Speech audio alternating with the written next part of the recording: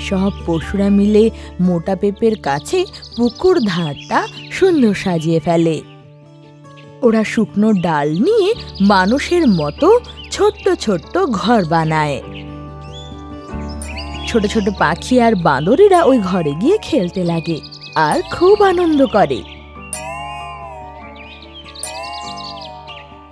আর সেই জঙ্গল থেকে আনা ফুলের ডাল দিয়ে পুরো ঘর সাজিয়ে তোলে। আর মোটা পেঁপের পাতা দিয়ে সেই ঘর আর গাছগুলোকে সাজিয়ে ফেলে। রাত হতেই মোটা পেঁপের সেই পাতাগুলো ঝকমকিয়ে ওঠে, যা দেখতে অসাধারণ লাগে। শের খান নিজের টিলায় বসে পশুদের আনন্দ করতে দেখে খুশি হচ্ছিল। গোল্ডি এদিকে ঝোপের পেছনে লুকিয়ে শের খানকে মারার অপেক্ষা করতে লাগে। ସାଙ୍ଗମାନେ କିଛି ସମୟ ହିଁ ବାକି ଅଛି। ବାଣର ରସି ଜାଲି ଦେଲେ ସମସ୍ତେ ଆଖି ବନ୍ଦ କରିକି କାଉଣ୍ଟଡାଉନ୍ ଷ୍ଟାର୍ଟ କରିବ। এটা বলে মন্টু বাঁদর বমের রশিতে আগুন লাগায়।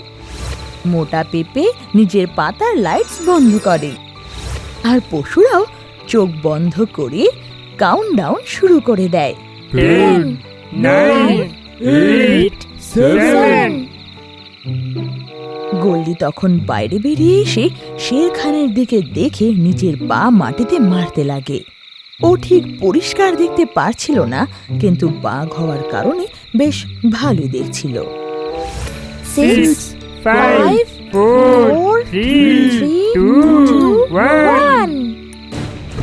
ও শের খানের উপর হামলা করে। তখনই মোটা পেঁপে জাদু করে আর শের খানের টিলার জায়গায় সিংহাসন চলে আসে আর শের খান ওতে বসে যায়। তখনই হঠাৎ ধামাকা হয় আর লাইটস জ্বলতে লাগে।